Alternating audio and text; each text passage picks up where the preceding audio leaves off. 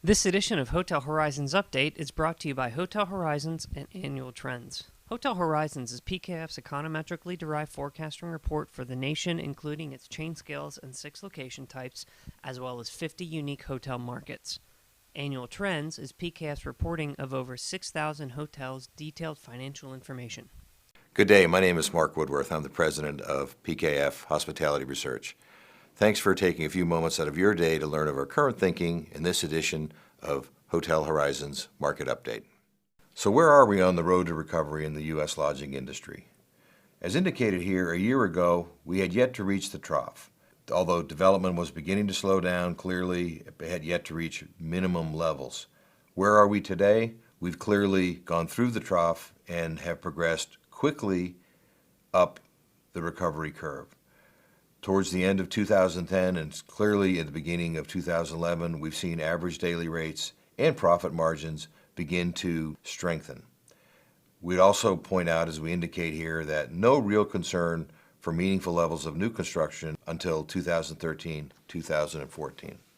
Based on actual year-end 2010 data from Smith Travel Research and a late January forecast from Moody's Analytics, we are currently estimating that supply growth this year will be roughly 1/3 of the long-run average annual increase in supply. Demand, while not as robust as it was a year ago, should grow at roughly 2.5 to 3 times the long-run average. Occupancy levels, as a result, will increase, not quite reaching 60%. Rates should improve another healthy 3.8%, with overall RevPAR levels we're now estimating to be 7.1% higher this year than what we saw in 2010. As a reminder, 90 days ago, our forecast for 2011 called for a 6.2% increase in RevPAR, so we have in fact heightened our current outlook.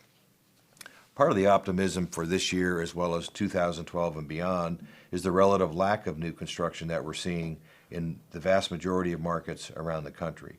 As we illustrate here, we identify when, on a local market basis, supply additions and overall construction levels, when we think that they will reach or exceed the U.S. national long-run average. The picture, again, clearly illustrates that supply growth won't likely become a concern in the vast majority of markets well beyond 2014 and in most markets looking at 2015.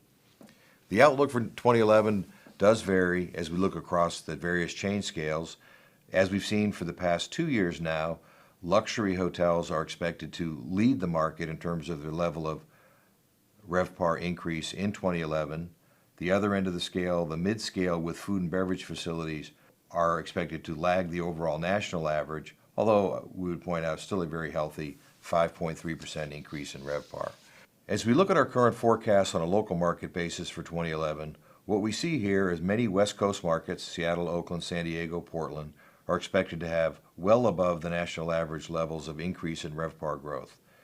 In most of these markets, that growth can be attributed to the level of increased export activity that we're seeing going through these communities. On the other end of the scale, we have Washington and Indianapolis that are the only 2 markets in our 50-city Hotel Horizons universe that are expected to see RevPAR declines.